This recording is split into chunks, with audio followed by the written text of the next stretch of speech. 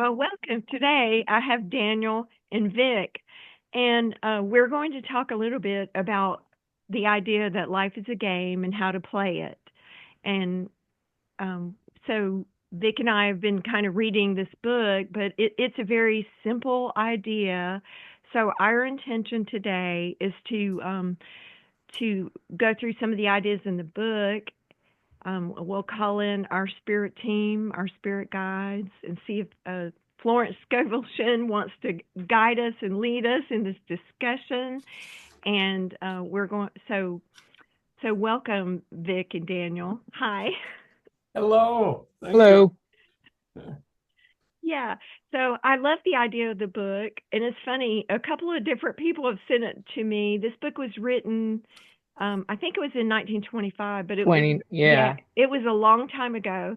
But Vic and I want to update it a little bit. So we had a discussion a little bit, and Daniel's one of my playful friends. So I love that you're here to play with us today. Um, the so the idea of it's a metaphysical book, and what she is saying in the book is that our words are very powerful. Um, in fact, they're like a magic wand, and I've got my prop today. This is my magic wand. So, yes, we're walking around all day long, and uh, and we're speaking things in creating with our words, with our feelings, and with our thoughts. So, you know, one example of that is Daniel and Vic and I like to play and talk and have conversations. So, what are you creating with your life? And well, I'll start with you, Daniel, because I think you're really a magical creator. First of all, Tammy, well, thank you. What's the name of the book? The It's game of life. the game of life The Game of Life. It was that Yeah. little. and how to play it. But we've been introduced to that concept a lot, Oh, like yeah. in our other community that we're in, the Joshua community. So Yeah. so you play a lot. You're in fact you one of my favorite things about you is you always do your peace fingers in the photos. It's not an official photo unless somebody does that. Rabbit ears behind somebody's head. That's just a rule. Uh-huh. And not taking life too seriously. I think that we do that, or I've been Oh, we guilty of all, it. I think we all do that. We all do that. I love when Joshua is speaking and he says, nothing serious going on here. It's just, we all need that reminder that it's just, we can have fun. And if you think about your childhood, it was much more natural to just do that, to just be in the moment and play with trucks or whatever you're playing with. Uh, and then gradually, as we get older, we get more serious. So it's just a wonderful reminder to just have fun with life. Uh, there's very few things uh, that aren't funny if you step back a step or two. I was having my reading with Christy yesterday, and I'm going through, and you both know this a little bit, but it's getting worse. Um, I almost have temper tantrums. Some little thing will happen. Like last week, I was uploading a new video and I had uploaded different versions of it and found little mistakes. So I'll delete that and upload another version. And I accidentally deleted a video that was already there. No big deal. It's stored in my computer. And yeah, when you re-upload it, you lose your statistics and comments and stuff. But I mean, nobody died. It was no big deal.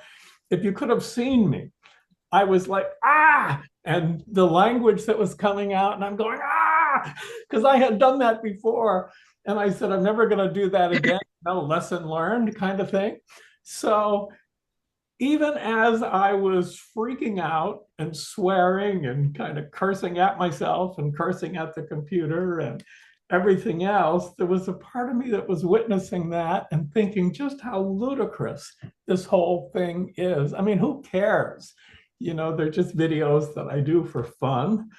And it wasn't even lost completely. And it's just, so I'm going through this thing, and in the reading yesterday, we were talking about, I was starting to realize, I tell everybody that it's like these little outbursts of anger.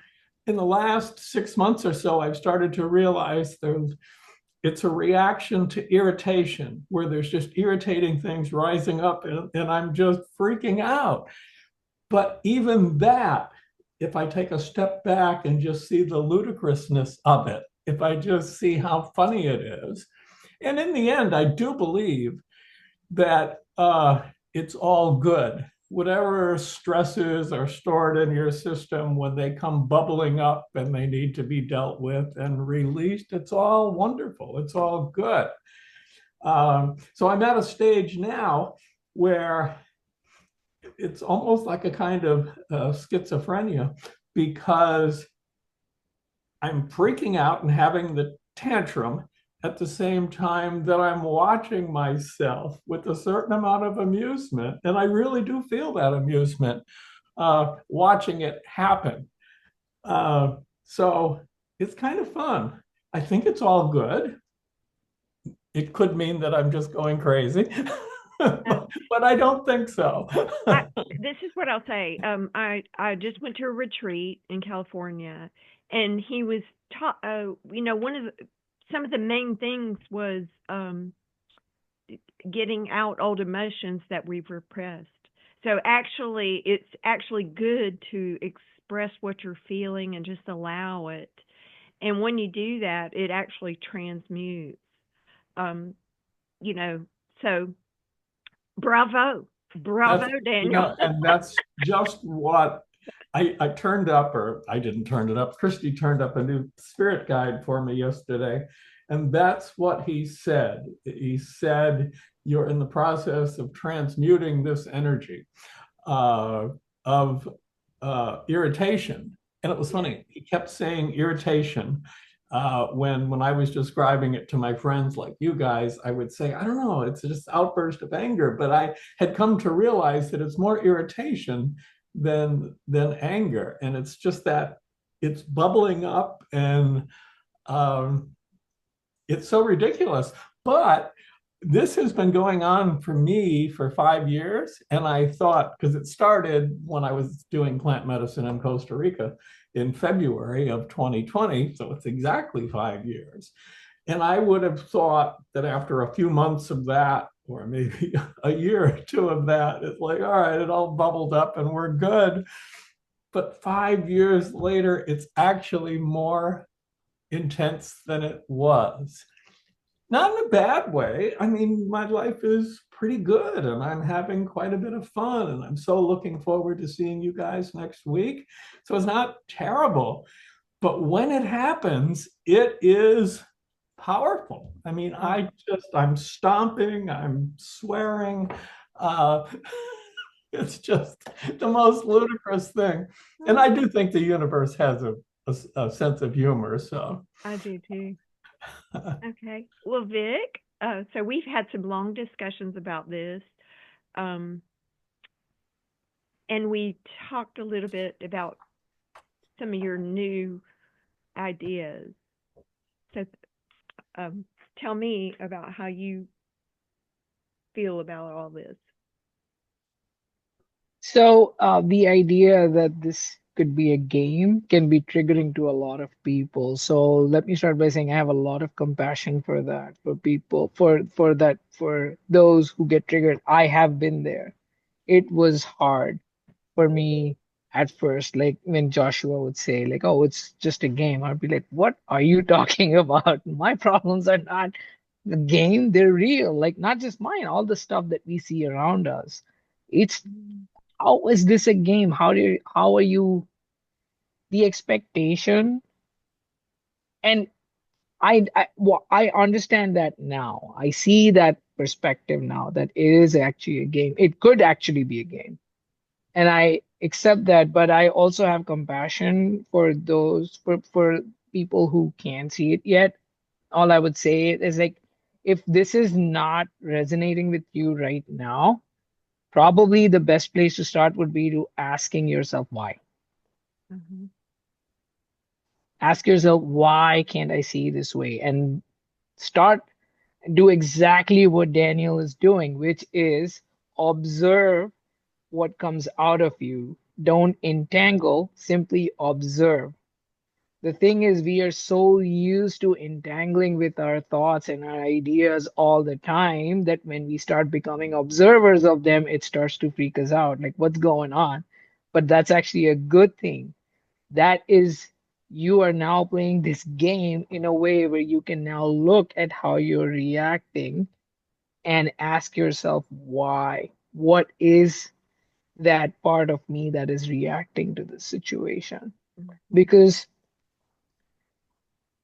the one thing that I've realized about this game, which I am now 100%, like I not 100%, but maybe 100%. Well, one thing I've really started to accept about this reality is that we are not creating our thoughts. These are not our thoughts. The thoughts that you are receiving, the thoughts that are coming to you are being received by you. You're not thinking them.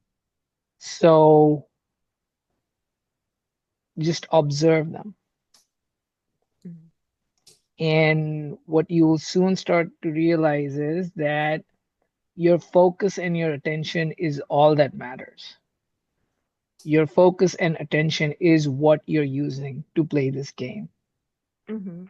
It is so to give you like an example, so this is an analogy that I've kind of been working on. It's still something that's formulating in my head, but I like how it's been opening up. So it's kind of like looking at this whole thing as a game of snakes and ladders.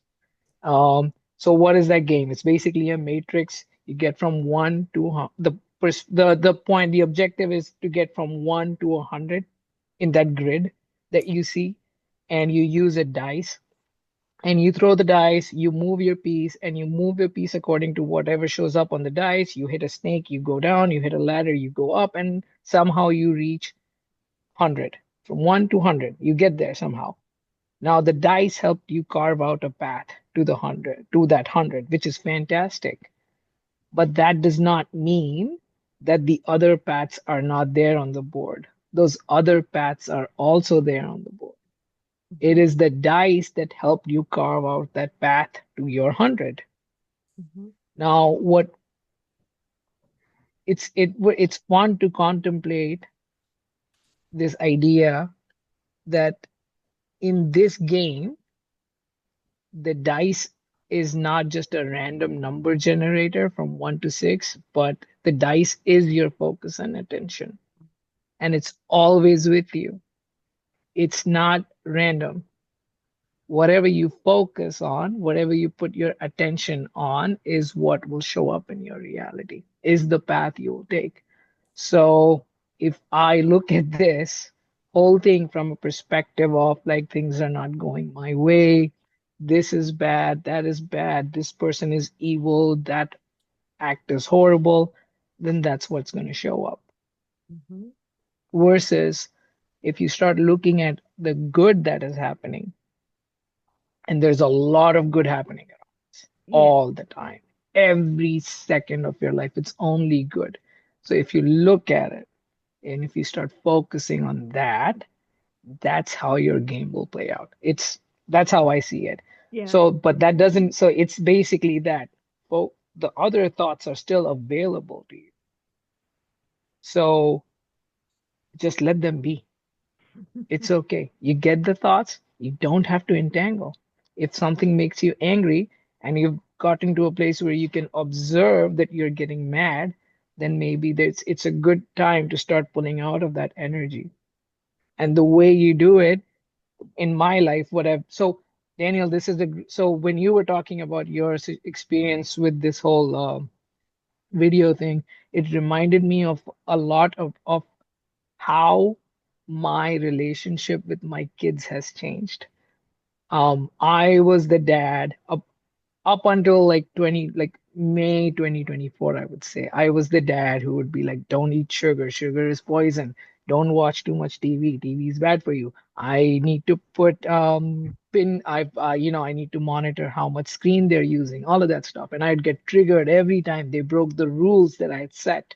I'd just get really triggered and get mad. Sometimes I'd yell at them. I'd take their screens away or, do something like some sort of like not retribution, that's a strong word, but some sort of like, a punishment for what they'd done. And it would just make me so mad that they were not listening, that they were that and then I would look at the world and then I would go like, this is terrible. Why do we have all of these things that have so much sugar in them? It's just poisonous. Sugar is poison. Why can't all of that stuff, like blaming the market, blaming the manufacturers, blaming everybody for this, and then blaming reality. Like, this is just how reality is.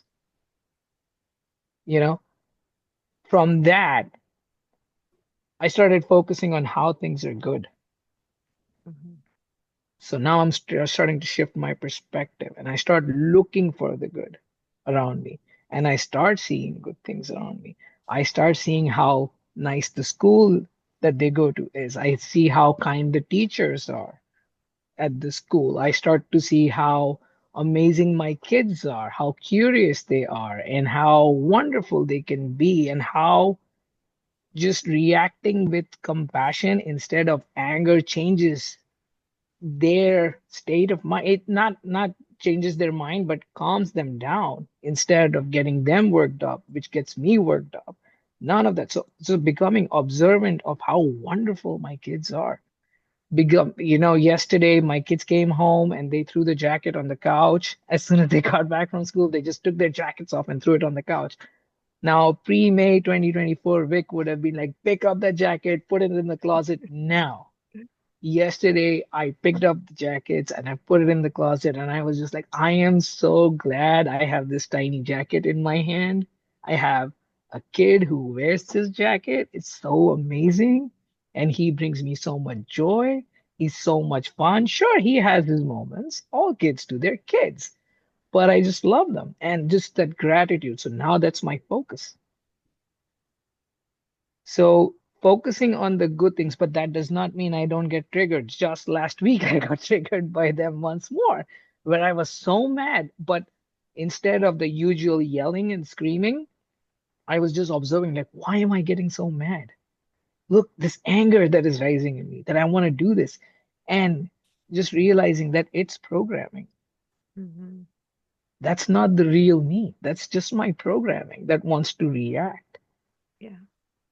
Yeah. If we realized that we're an avatar playing a game and we can move to another level, but to get to the next level, we have to understand why we have a manifestation event, and we can stop letting that affect us for long periods of time. And so, like for me, I sort of look at it like, what do I want to play today? And how can I see the good in everything that's happening? You know, I mean, I have a pretty easy life. And so if I want to go, get up today and go to the gym or go walking or whatever, I'm pretty free and flexible about what I can do each day. Um, and these are the so if I focus on the things I love to do, like the weather's been absolutely perfect this week after a terrible snowstorm and we were stuck inside. It was fun. I played in the snow. But we were basically at home for like a week, and my flight got canceled. I went to California. So my intention when I went to California was just to have fun and enjoy. And I really had an amazing trip. Even though it changed a little bit, I got to spend time with lots of friends, make a few new friends. Then I went to LA, and it was really amazing to be with Yana. I know her. I got to eat a different culture's food. I got to experience a different family and different perspectives about, things, whole new ways of thinking about things and seeing the value in their perspective. And then I came back home. The weather was beautiful, and now I'm about to go to another retreat. So one of my, following my passions is one of the ways I play, and that is my passions are spending time with my family, traveling with friends, going to retreats, playing, swimming. I love outdoors and nature, and different food and different cultures. So and different ideas. So this is how I play the game, and it's going and doing things I like to do, talking with people I like to chat with, and doing my spiritual work. It is it's fun for me. So learning new tools and tricks, and so I view my life, that I'm connected, um, to source or infinite intelligence, and that I have intuition to go and do the things I like to do, to be at peace, um, to be kind and compassionate everywhere I go. But also, I have manifestation events. I've always one of the things that, even though I was highly spiritual, I've sort of had anxiety. So those are the things that I work on, and moving forward. So I feel like, as an avatar, or if it's snakes and ladders, you can go from version of Tammy that's 1.0 to 2.0 to 3.0. So think of an area of your life that you would like to upgrade, and how can you put more positive feelings and emotions and, intention in that. And Yeah. in the book, she does use affirmations. So whatever you say you are is what you are. So if I run around saying I have anxiety, I am upset, I am angry, or whatever it is you're telling yourself, Yeah. you just sit with it and allow it, and then, but from today, I'm going to focus on letting go of this preference, and maybe allow a new version of myself, because you're moving up as a spiritual person. You're going to expand and grow your whole life, and this is how we do it. We say, oh, okay, well, I've experienced a lot of fear and anxiety, but now I'm going to choose a new path, a new version of myself, and let go of this anxiety that I feel. And that's really about letting go of outcomes and preferences. Like, it has to be this way. I have to be able to manage my computer and my computer screen, or I will get upset. Well, a lot of my manifestation events are around time, and I have an abundance of time. So why Yeah. not just let it go and go with the flow? So anyway, that's, part of how I feel like I navigate as a player and Yeah. observe. Yeah, not, things don't always go perfectly like I planned them, but when I let go and just allow them, then they go very well, unimaginably well. Like, I have really magical adventures, and I like to play with the idea of magical. It is, life can be magical, and you can upgrade your life and let go of some of the things that you've done the same way your whole life. Okay. So the next thing, let's see, I think there were four steps. Let's see. The um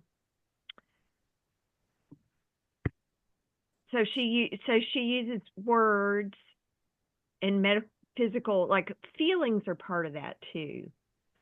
So how you feel actually matters a lot too. I don't know. Oh, yeah. Absolutely. So allowing those emotions to to come through, or that's part of the way that we do it too. Now, Daniel, do you want to add anything there, like visualization and affirmations? Because we visualize a negative outcome. As part of being a creator, we're not just, if we're sitting if we're thinking lower base thoughts, I am, whatever the conversations you're having with yourself, these themes, these ideas actually go out and create and entangle, as Vik is saying. So if I'm thinking I'm sick, like I have a health problem, I'm sick. If I'm consistently thinking of this health problem, or I lack abundance, then that's what's going to show up in your reality. And so we can turn it around by using our intention and focus and gratitude and feelings, and those things will actually come to be, Daniel, do you want to add anything to the visualization? I would just add that what makes it tricky, but also makes it more fun, is that we're wired somewhat for negativity. Yeah. Like back in caveman days, that's when I was young, Vik. Back in caveman days, if you walked out of the cave and there was a beautiful flower on one side and a saber-toothed tiger on the other, it behooved you to notice the danger, to notice the threat. So I think we're wired to notice the negativity. I don't know if you've ever been with people and you're listening to like a speaker who's saying really profound and wise things, and the person next to you will say, "Why does he keep clearing his throat?" Oh, that person next to me would be me. I do that. Yeah, I do that all the time. We've Yeah, all whenever. been that person, Yeah, and that's yeah. why I think we learn compassion for that person, because we've all been that person. But it's also illustrative because you see that person and you think, my God, we're listening to this beautiful, profound wisdom, and we could just be focusing on that he's got a little throat thing going, or he needs to clear his throat, something like that. So we've all been there. We've all been there and done that. So the idea of the recognizing that we're in some ways wired to notice the negative is just a little reminder that when we see that negative, when the negative comes to the front and we notice it, just remind yourself of the other 8, 9, 10, 10,000 beautiful things and things that we have to be grateful for. And that's part of the game. And I love, the idea of life as a game. I maybe because I'm a writer, maybe just because that's the way I am, I love metaphor. So life is a game is a metaphor. From Shakespeare's Hamlet, all the world's a stage, that we're just players on the stage. And after we're done playing our part of the hero or the villain, afterwards at the cast party, we're going to hug each other and love each other. And that's what we are here on Earth. There are the people that are hateful and the people that are heroic. But at the end, we're all going to get together and hug each other at the cast party. So yeah, that's so funny.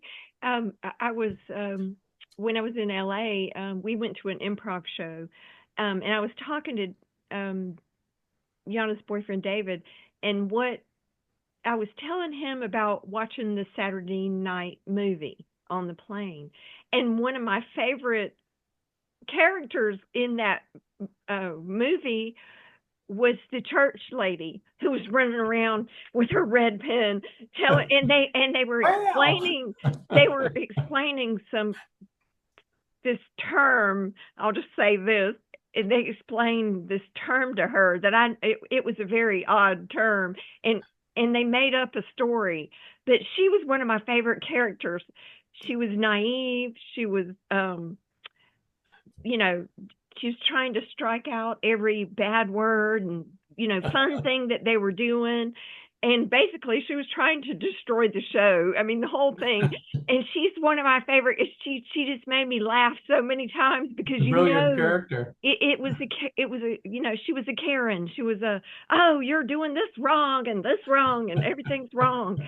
And you have that little part of your ego that's telling you you're doing life wrong, but you can, I think the idea is to soften it with your beliefs, question those beliefs, and then shift to a more positive viewpoint. And you are whatever you think you are. So she played her role so well, and we are playing our role so well. Like, I've chosen this aspect of myself, but I can add in a new aspect anytime I want to. As a player in a game, if I'm not courageous, I can add in courage. Or if I'm, too negative, I can add in optimism, which I've been called that my whole life. You're too optimistic. But I had to be optimistic to do the work I did. I've been told I have toxic positivity. I love that about you. It's the thing that is great. I mean, because you can find something good in everything. Now, why can't you focus on the good things about yourself? Think about that. Yeah. No, that's it. Like, we're so harsh and critical of ourselves. Why? And related to what you said. How is that making me a better person to be harsh and critical of myself? I don't need it. I'm going to let that go. So if we could be as kind. Vik, I mean, our imagination is wonderful and our affirmations, but, the ego is a loop. If you can get in a loop and say, oh, both of you are some of the very kind people. So how are you viewing yourself, and what affirmations are you telling yourself? Am I allowing myself to make mistakes? Yeah. I just made a mistake, and I am fine. And I needed your help. So maybe the mistake is so you can reach out and get help from someone. Right, Daniel? Yes. Vik? Dan Hayes, computer guy. Was that a surprise, huh? I love what you said about the church lady, because I've noticed over the years that, like when you look at your favorite sitcom or show like Saturday Night Live that's got the church lady, many of our favorite people are the ones who are really jerky and judgmental. So I don't know if you remember the old Mary Tyler Moore show, and Ted Baxter was the anchor, and he was just a jerk. I mean, every time he opened his mouth, he said something jerky, and he was lost in his ear. But didn't you love him? I mean, the show wouldn't have been nearly as good without him.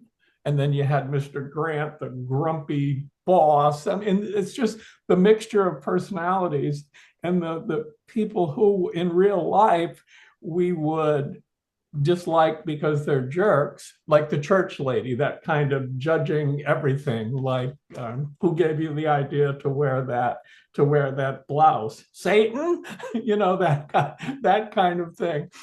When you have that little bit of distance to watch it on TV or to watch it in a movie, we just love it, and it adds so much joy to our lives. But when it's in our lives and we don't have the separation, it's irritating. It makes you angry. You don't like the person. You try to avoid the person. So that's just another way of shifting your perspective.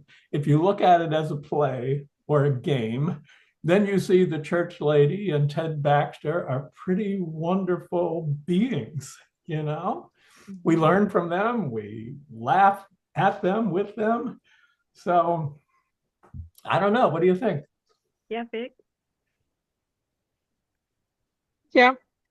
It's you. That was a yeah with a question mark. No, but I wanna go back to that thing that you said, that we are wired for negativity.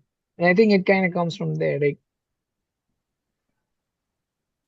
I've I've wondered, I've thought about that a lot. I've given that a lot of thought. I've contemplated on this idea a lot because that's how I have lived my life for a while, for a long, long time until I came into these teachings. I was hardwired for negativity.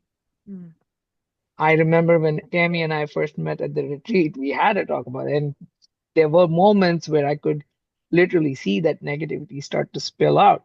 Anyways, and then you said, what you said about the caveman thing that you said was so true. And this is what, so okay, everything that I say going forward, please take this as with a grain of salt, because this is what how I have understood things. And I want to be very clear that this is my understanding. I'm not saying this is applicable to everybody. I'm just going to share how I am playing this game for myself. This is how I am playing this game. And this is what I've realized. That caveman is still active in me. Mm-hmm. Okay. I haven't just inherited my dad's eyes and my grandfather's nose and my grandmother's smile and my mother's attitude. No, I've inherited a lot of things, and we have all inherited a lot of things from our ancestors. Your body, the way from what I have read so far, and from how I am understanding and the downloads that I get, what I've started to realize, I've started to play with this idea that my physical body, this physical avatar, is a collection of all, it's like a collection of all of those experiences. Mm-hmm. Every ancestor in my lineage, from my dad's side and my mom's side, whatever, whoever was involved in bringing me into this physical reality, probably hundreds and thousands or maybe millions of human beings coming together in Vikram. It's literally, I am a physical composition of that. And that is why I look like some of them. I talk like some of them. I think like some of them. I have them inside me. They are all still active within me. Their experiences are there within me. They're stored in my physical body somewhere. And that is why, even though we are not living in a world which is wired, which is built, we are not living in survival mode anymore. We still think that we are. Our bodies feel that way. And this really came to me is when the way I really got to this was when I realized that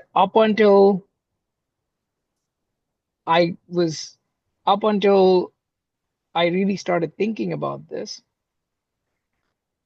that every time I had a fearful thought, I could feel it somewhere in my body. Oh. And what I started to realize was that it's not the thought that comes first, it's the feeling that comes first. But they're so close to each other, it's Right. hard to tell unless you start really observing it. And what I observed was that there was this one moment where I think I forget what it was, but it was I think I was at the airport, and I got to this I got to the customs, and although I hadn't done anything wrong, everything was fine. For some reason I could feel anxiety. And as I was feeling that anxiety, I was having these thoughts like, oh, what if something happens? What if they stop me? What if they detain me and I'll go in for like 3 hours and they'll find nothing, but I'll waste my time and all this and that. And I started to wonder, wait, why is this even happening? And what I realized was that as soon as I got there, something in my body started to panic. And once that thing started, like the feeling I got was of panic, and then the thoughts started to roll in immediately Mm-hmm. after that. Mm-hmm. So it's almost like my body reacted first and then my mind reacted.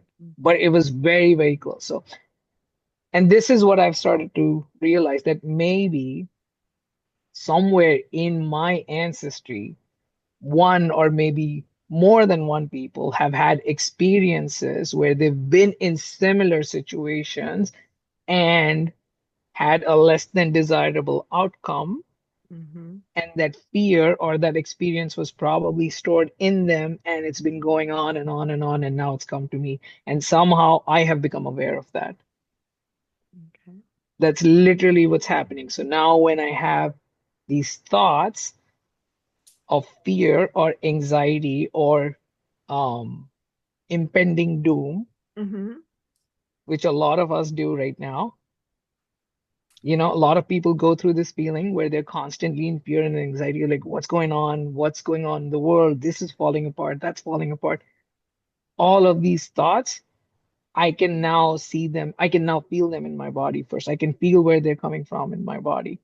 Ah, And I give myself grace. I give my ancestors grace. yes.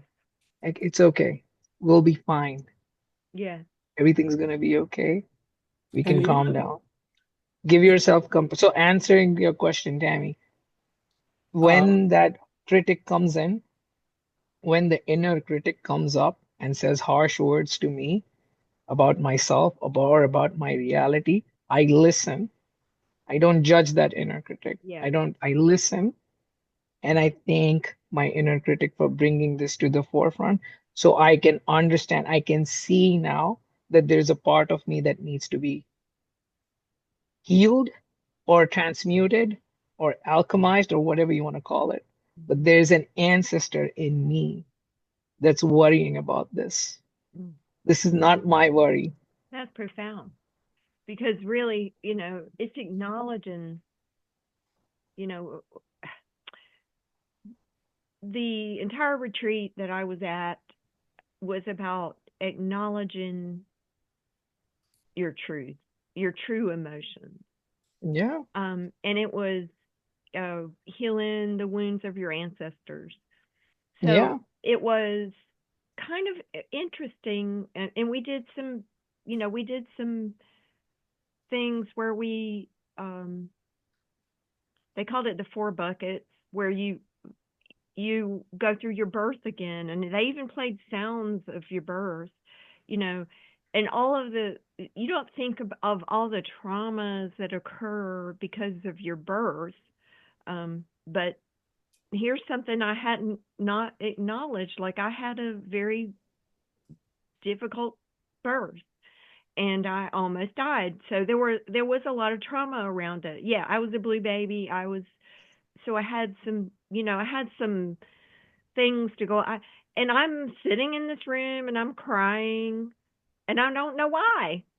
But I was feeling the emotions. But anyway, we got from fear all the way to joy. Um, and because they were so elated. Now my parents have transitioned, but then we got up and danced together. So that was an interesting thing. And but what I mean by that is there are a full range of emotions, and this is what I mainly got out of the retreat. We're not allowing ourselves to feel these emotions and you know and accept them without judgment and just allow them to flow through us, and that's his whole thing is whatever you allow, whatever emotion it is. It could be sadness, joy, elation, any of it. Like we're turning off a lot of our emotions and not really feeling them, and that's how they create trauma and disease in the body. And it could be, yeah, it could be like you said, because when you were born, your grandparents were there or your family was there, but they've been through all their traumas and those things are passed yeah. to us. They're passed on. They are, you Yeah, know, I mean, I know my mother was grew up during the depression and things were hard. But things were never that hard for me, but yeah, I still feel that struggle that she felt a little bit because she passed that on to me. So fear is um deeply permeated within our body. It can be perceived as negative, but all emotions are valid. but it's not Yeah. it's not pushing it away, it's actually feeling it. So when I Yeah. feel anxiety, I sit with it, I allow it. I even ask, whose is this? So a lot of times it's not mine. Like, I was sitting in an airplane and I started to cry, and I wasn't feeling anything, and then all of a sudden I was. So, you now when I feel it, I just allow it. Um, Yeah. and and that is, and if it's anger, just let it go. It's way better to feel it and express it and be authentic, because being authentic, as part of your culture, um, allowing yourself just to be who you are. Yeah. And you can be the grumpy old lady, or you can be, if you're That's grumpy, fine. just be Yeah. grumpy and don't try to hide it because you cannot really hide it. It really is true. And your fears are valid. you know it's when you suppress them is when you have difficulties. And I love the idea of the energetics of feeling your fear, and using the forms. We have forms that we can ask ourselves, but basically you're channeling, like, okay, Mm-hmm. what do I need to know about this situation? Because it will continue to arise as long as you um don't you can't move to the next level. If I want to be Tami 4.4, I can't move up, or 4.5 going up the ladder. I can move up. I can add in new things when I let go of the fear. And Vic and I talked yesterday. You might as well face your biggest fear. Like, that'll bring you the most growth. So whatever you're afraid of, and we discussed one. I don't know if you want to share that yesterday, but the fear. I know, we all have fears, Yeah. and they're ingrained in us. Um, but when you actually talk to it, have a conversation with it, and say, "Oh, Yeah. okay, this is really ridiculous. Like, why am I still afraid of this?" And have a conversation, or write about it, or journal about it. Like, I love to journal and ask, um, you know, and we do. I know Daniel has hundreds of tools just like me, because he's been to as many retreats as me, um, or more. The violet flame, like, I know I can call in Saint Germain and clear away, this fear for my family.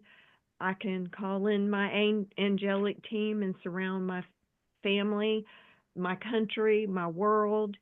Um, I Yeah. can I can focus on love, compassion, and wisdom instead of Beautiful. fear, because these are tools.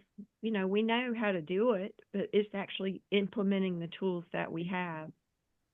Daniel, Yeah. you want to add something? I see you over Um, there. well, what I've been noticing is at the end of your last couple of sentences, you had flashes of violet. There would be just a little, it would just, you would, Interesting. And and it was when you finished up a point, and I don't know if it's just something that I'm seeing. So it'll be interesting to see when we see the tape, recording. Yeah. see if we see it again. I see it a lot around Christy when Christy is doing a video, um, and certain points, it's just the violet just all around her, and then it just fades quickly. Um, I was going to say that we all have a kind of fear of what Vic mentioned, negative outcomes or things that we don't want to happen. Yeah. And it's one area that I've gotten a little better at, although as with all of us, we have so much more of this game to be played. Yeah. But Tami knows this, I don't know if you do, Vic, I went to Sarasota a few weeks ago for a hernia operation. And when you have to have any kind of surgery, and I've been fortunate in my life that I really haven't had surgeries. So it can be just like, oh my God, why did this happen? Why do I have to do this? Yeah. Well, um, I decided I wanted to get it done in a place that was vacation-like, vacation-y.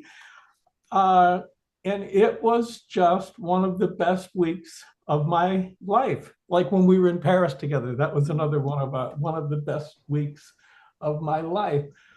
So I go there to get surgery.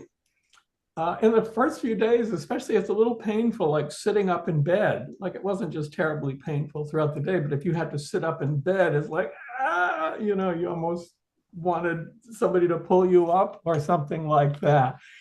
But it just became a magical experience. The people at the doctor was incredible.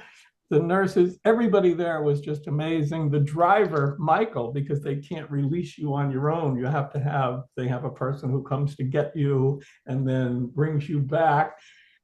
Everybody was just so amazing. I stopped, spent the first night on the way down there with our friend Aaron. It was a wonderful experience. The next afternoon, when I was driving down to Siesta Key, I stopped and saw Christy. That was magical and wonderful.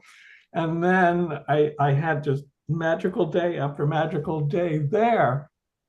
And then Aaron came down to visit, and then I drove back, and I was back in New York.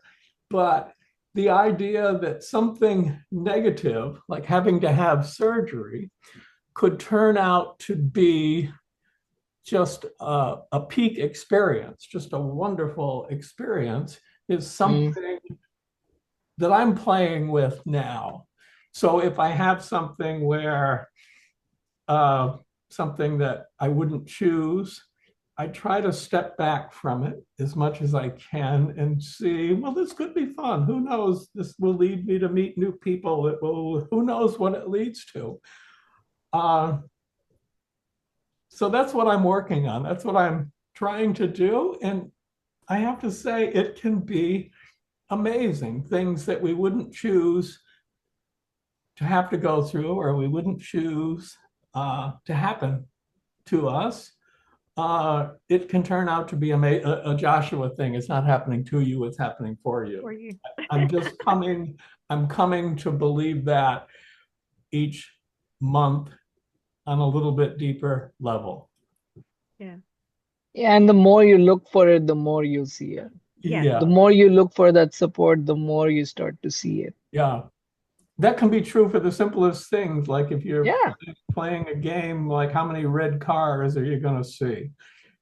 Just by being aware that you're looking for red cars, you will see, you Yeah, will it's called the just, Dunning-Kruger effect or something like that. The Dunning-Kruger effect or something like that. yeah. There's a scientific term for that. Vic, you just lit up in violet when you said that. I mean, Oh. your whole screen just lit up. I can't wait to watch this again and see if it's just all in my head. And if it's in my head, that's good too. Daniel Purple Haze. That's right. That's right.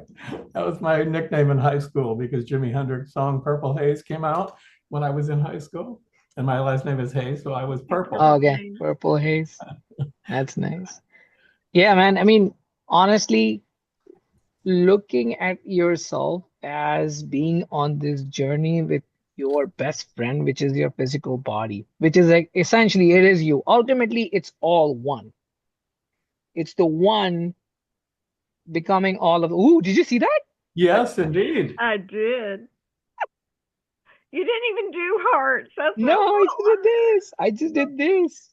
That was amazing. Anyways, it's all one. We are all one. And that what you saw there, like this, that's who we are. Love. We are all one at the end of the day. But we are playing this game. Yeah. And for to play this game, we have this physical body, which is our best friend. You are here because of this body. If this body wasn't here, you wouldn't be here. And if this body is here for you. So look at it as that sort of a relationship and just enjoy it and have compassion for it. And even when things seem like this could be a negative experience or something like that, trust, simply trust. In that moment, just trust. Hmm. Building trust. Yeah, Just build trust. I And love it's the it's idea hard. that life is Yeah. a game, and that we're a player and we're creating, and this is, you know, and it can be so magical and so fun, and Yeah. so, you can be open to exploring and making new friends. I was having lunch with my daughter-in-law, and she sent me this book several years ago, but I had read it before because I've read hundreds of metaphysical books, and I would say, that I listened to it, and but she was telling me how much she loves LA, how she was asking me about the Kardashians, all kinds of things. And I spent a week there. It was really great. Like, it was nothing like what I thought it was. When you see all the movies and see the energy was really beautiful and kind, and everywhere we went we were having fun, and it was it was really beautiful. And Yana and I were talking, and we didn't see any fires. It rained. It never rains in LA. Of course, we did a little prayer for rain, and it rained, of course. And we were like, um, it was just beautiful, and I just had so much fun. And I didn't plan anything. I just went with the flow. So you're attracting what you vibrate with your Yeah. thoughts, feelings, and emotions. So the last thing is the law of attraction. So you're a magnet, and life does get easier. It gets better, when you focus on what's going right about you and your avatar and everyone else, because really everything is perfect. Yeah. Your life is perfect for you, and you're capable of increasing your vibration and allowing just the peace and the joy of letting it all just happen. And I think I've been playing a lot with the idea that we're just perfect like we are. We don't really have to change that much. We just have to shift our focus a little bit, and we'll Yeah. attract more and more and more. Vic has shared his story before, that he created this life where he lives with his beautiful family in the snow. And I think, now I see that I created my life here where I live in Georgia, with my beautiful family. And, they were perfect for me in every way. Oh And yeah. and everyone in it, even those difficult people that I had difficulties with, created a lot of fun and flavor and excitement and drama. And I wanted some of that. So, uh, Yeah. Yeah. I there were moments in my life where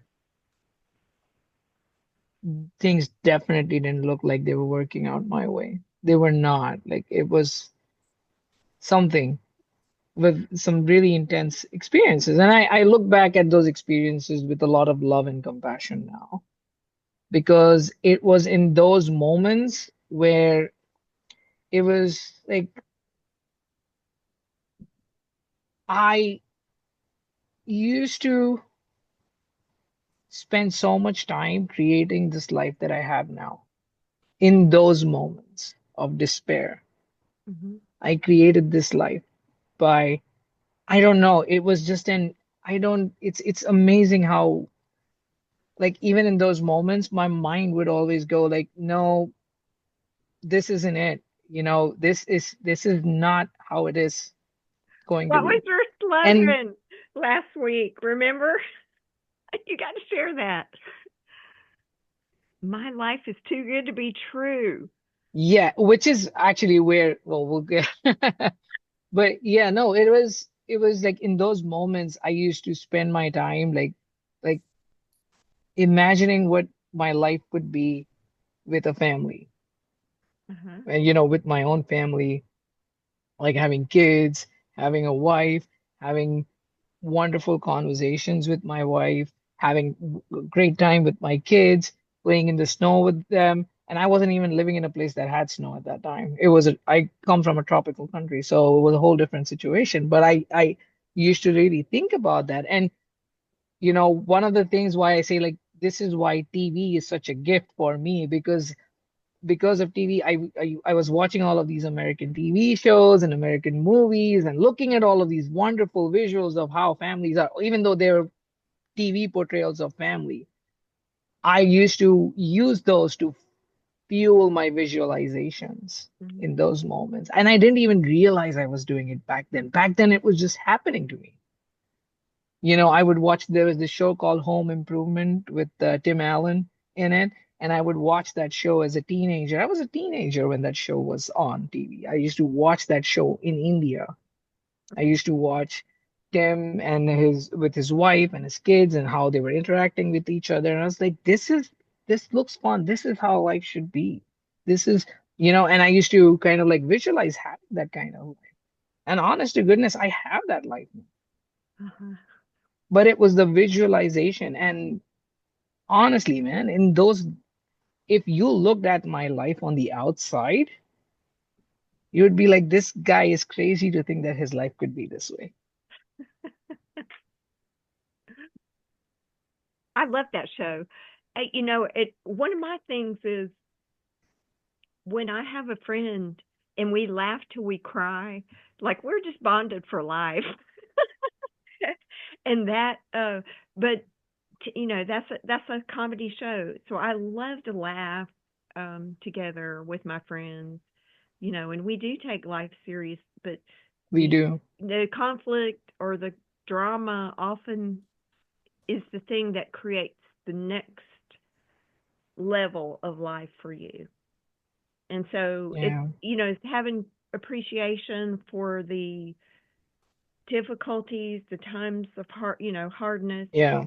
and gratitude that you chose that so you could move up to the next level, and you did, and that's great. And and Yeah. I Have compassion for yourself in those moments when things are hard, especially. And you know what? If you feel pity for yourself, that's fine to feel that. A lot of times our society is like pity is for fools. Like, don't pity yourself. Self-pity is negative. Just feel it. It's okay. Feel it. Yeah. mhm. Go through that emotion. Suppressing is not gonna help you. No. It's not helping. Okay, maybe it might help others. I'm just talking about myself here. Suppression has never helped me. It has never helped me. Sitting with these really hard emotions, these really hard feelings, and looking at them and understanding why, Yeah. and then having compassion for myself, for my human self. Man, this all of my ancestors that are living through me right now, the stuff that they must have been through. Give them love. Maybe that's what they need. Just give them love in that moment. Mhm. There's a reason why we love our kids so much. There is a bond there. There is an energetic bond between us and our ancestors that we don't know, we can't see, but it is there. And it's the same bond that a parent has to his child or child. It is there. Mhm. I see Daniel wants to speak. Yeah, I know. I was just going to explain that there was a few different times when I did this. And that was when one of you lit up in violet, when the violet. Oh, And so I did it because I want to see when I watch it again if the violet is still there or if the violet is here. But Tammy knows, Vic, I don't know if you do that. Ever since uh, we did a few ceremonies in France, violet light has been like coming, I can feel it coming into me during meditations, but I see it in my yeah. experience as well. Just all I the see time it in my meditations talking. too. So yeah. Yeah. Yeah. And it's pretty wonderful. And um, so that's why I pointed it out. I just want to check on myself. Oh, Again, that's part of the game, part of the fun it of is. of doing it. Okay. You did it Hey, again. yeah, it's it's I for me it's become very important, not important, but it's become Well, it is kind of important for me to keep reminding myself that I am the awareness inside my body. I mean, this physical body is mine and it is me, but I am the awareness inside of it. Everything that's happening outside is what this physical body is creating for me Mm, based on its experiences. yeah. And I am observing them. Now I can observe them and go, this is all effed up. Mm-hmm. And we are living in a world where like I'm a victim and it's all messed up and all of that stuff. Or I can look at this, have compassion for myself, for my ancestors, and release them from this That's right. That's right. with compassion and love. Just release them. Yeah, I have um a lot of compassion and love for my ancestors. That's great. Yeah. You know, It'll do magical things for your physical body. It could do magical things for your physical body. Think about it. I mean, you could have like that shoulder pain that you have, or like not you specifically, but like to anybody's, if you have a shoulder pain, that could be an ancestor yeah. crying for help. You can, Just let it go. yeah, talk to your pain, and Yeah. you Oh, can. there are many modalities where I think There they are. even ask you to do that, like actually sit and talk to your pain. Yeah.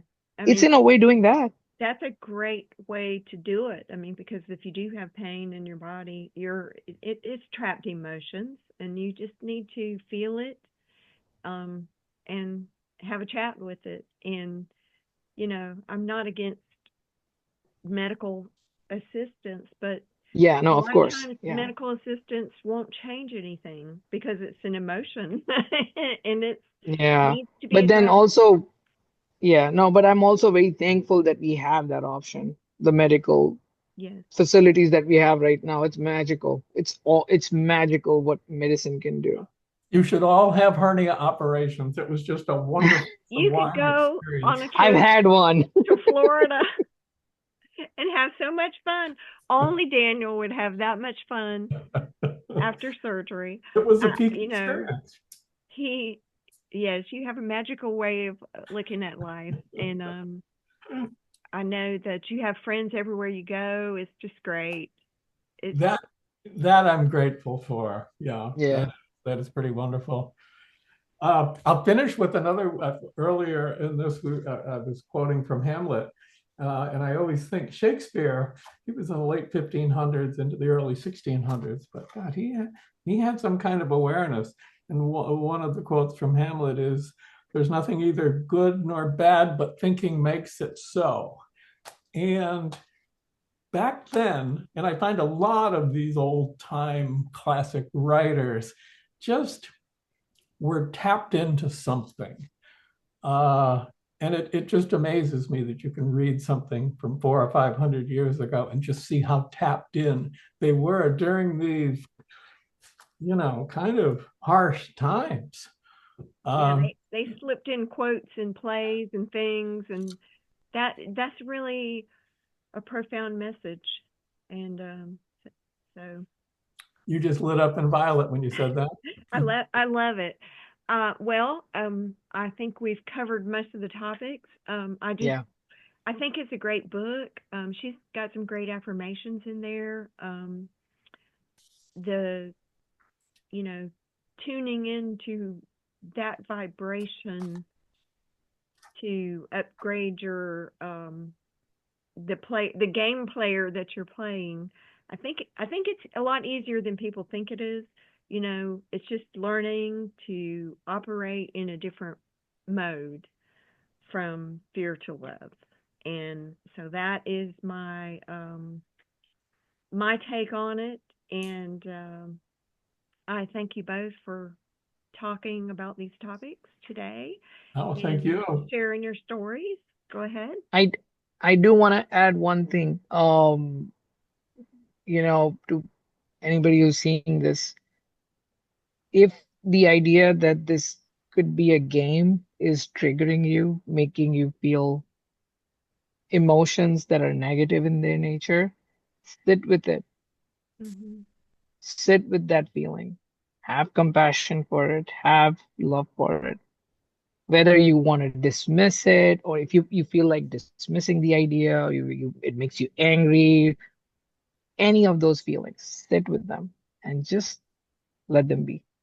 Yeah. Yeah. Let them be and surround yourself with love and compassion. Your core, each and every individual human being on this earth, no matter who that is, any living being or even non-living, I personally believe this even for non-living, at the core is love. That's true. Every one is love. Well, thank you for sharing. Everyone is love. We are all love and happiness. And we can choose a lot more of that in our life. And that's Yes, the objective of the book and us yes, discussing the ideas in the book, um, and the idea of spirituality in general is to live a more peaceful, loving life. exactly. It's so this it just sometimes I think about this and it blows my mind. None of this, I had never ever thought of any of these things before the retreat. Is that right?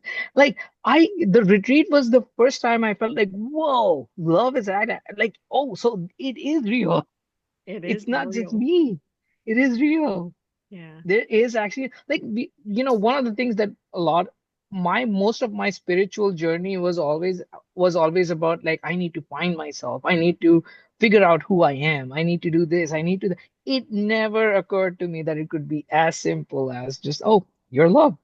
Yes. It never occurred to me.